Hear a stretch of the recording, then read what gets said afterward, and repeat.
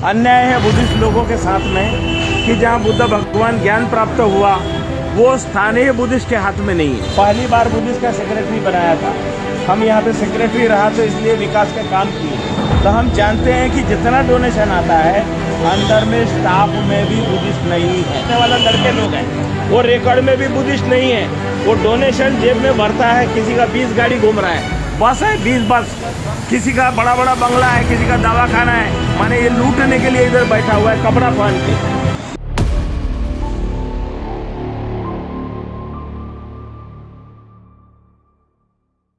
अन्याय है बुद्धिस्ट लोगों के साथ में कि जहाँ बुद्ध भगवान ज्ञान प्राप्त हुआ वो स्थानीय बुद्धिस्ट के हाथ में नहीं है। तो बुद्धिस्ट का दान आता है, बौद्ध लोग परब मेहनत से एक एक रुपया आके दान देता है।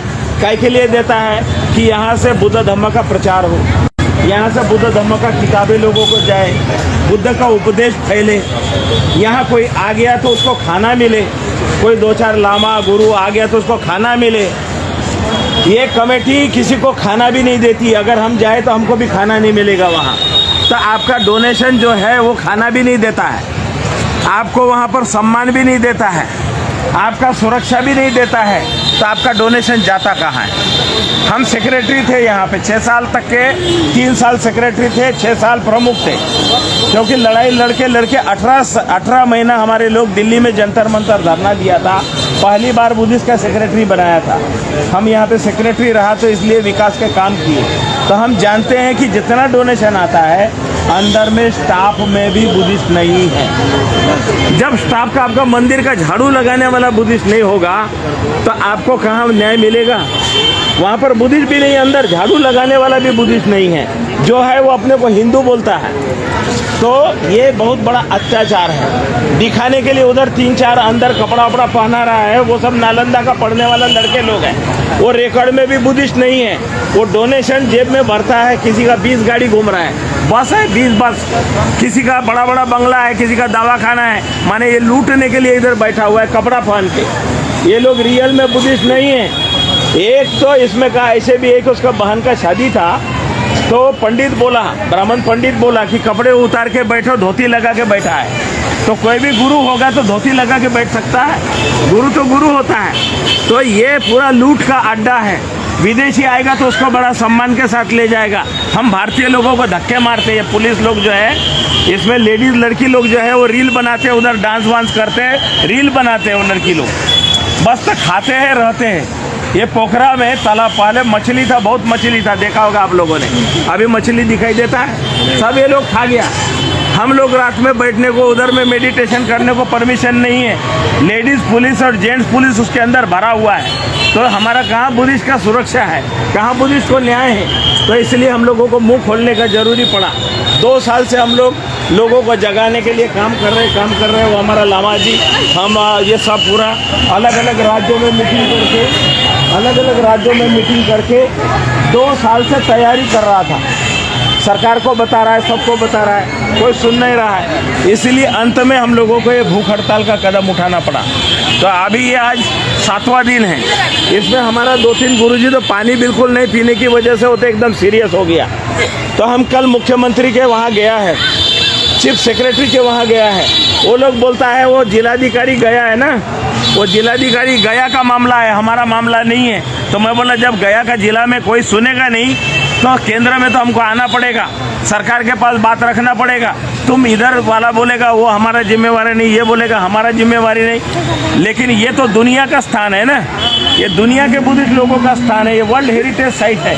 तो जो जितना बाहर देश का लोग है ये सच्चाई नहीं जानता है। वो क्या जानता है, वहाँ उधर में जाने के बाद कपड़ा चढ़ा रहा है, पूजा कर रहा है, चैंटिंग कर रहा है, बढ़िया से कोई बैठा है, कोई धूप जला रहा है। भगवान बुद्ध का स्थान में बुद्ध का मूर्ति को ये लोग विष्णु अवतार बोलता है, अभी शिवालय बोल रहा है शिव मंदिर है। भगवान बुद्ध का मूर्ति को शिव मंदिर बोलेगा, शिव बोलेगा।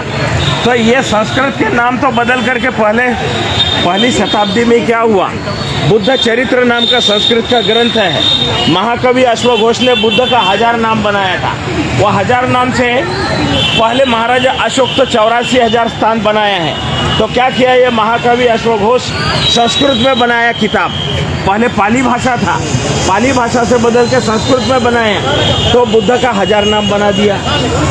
जगन्नाथ, आदिनाथ, केदारनाथ, बद्रीनाथ, अमरनाथ, त्रिलोकनाथ, त्रिलोकेश्वर, बद्रिकेश्वर, इस तरह से ओमकारेश्वर, द्वारकेश्वर, हमारा सारा हड़प लिया, नाम बदल के हड़प लिया। अब एकमात्र बचा हुआ है, इसको भी शिवालय बोल के हड़पने के लिए लगा हुआ है। हमारा साकेत नगरी, सबसे बड़ा साक्यों का खेत माने साकेत को राम मंदिर बोल के हड़प लिया। बुद्ध का मूर्ति जमीन में से निकल रहा था कोरोना पीरियड में, एक क्रेशर लगा के बुद्ध मूर्ति का पाउडर बना दिया, सबूत गायब किया। ये हमारा सारा बौद्धों का विरासत जगह जगह सारा लूट लिया जा रहा है। क्या हम लोग चुप रहना है? इसलिए सच्चाई को लेकर के हम जो है दुनिया के कोर्ट में जाएंगे, यहाँ न्याय नहीं मिलेगा, हम दुनिया के कोर्ट में जाएंगे और दुनिया से न्याय मांगेंगे। क्या बुद्धिस्ट लोग झूठ नहीं बोलते, बुद्धिस्ट लोग ठगी नहीं करते, बुद्धिस्ट लोग चोरी नहीं करते, बुद्धिस्ट लोग किसी का भी हक नहीं मारते। तो क्या हम लोग भारत के नागरिक हैं और हमारा संविधान हमको बराबरी का अधिकार देता है, तो क्या हम लोग चुप रहना चाहिए? जब तक जिंदा है तब तक लड़ेंगे, हम न्याय के लिए लड़ेंगे। न्याय के तथागत बुद्ध ने सिखाया कि न्याय के लिए जियो, सम्मान से जियो, स्वाभिमान से जियो। हम मुंह लटका के जीने वालों में से नहीं है, सम्मान से जीवन है, तो सम्मान के जीवन से हमें जीना है। आज मैं सुबह देख रहा था, इसलिए पूछा, एक आमा से पूछा, बोला कि कोई जंगी का है, पंगी का है, रिवालसर का है, ठंगी का है, बाबा नगर का है, सुंगरा का है, क्योंकि मैं उधर घूमा है। मेरा इधर में बैठता था तो वो लोग मेरे पास आता जाता था, रिब्बा वगैरह सब। तो अभी आप लोगों में ये मैसेज हिमाचल में फैलाना है कि उधर एक गुरुजी पूछ रहा था रिब्बा का कौन है, पानंग का कौन है, नीचार का कौन है, क्योंकि मैं उधर में मेरा रहा है, लोगों के घरों में गया है, खाना खाया है।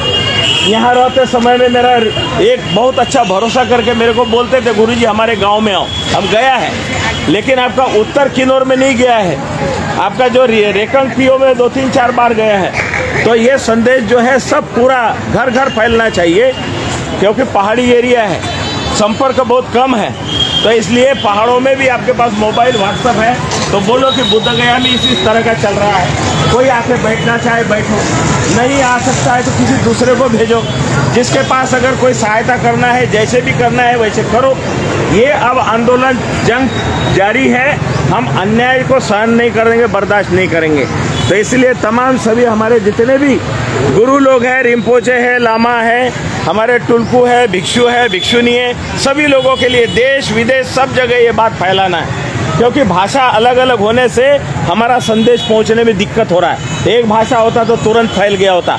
अभी कोरिया वाला है, जापान वाला है, अभी हमारा दोस्त ये तिब्बत मंदिर का बड़ा लामा जी जो है तिब्बत मोनास्ट्री का,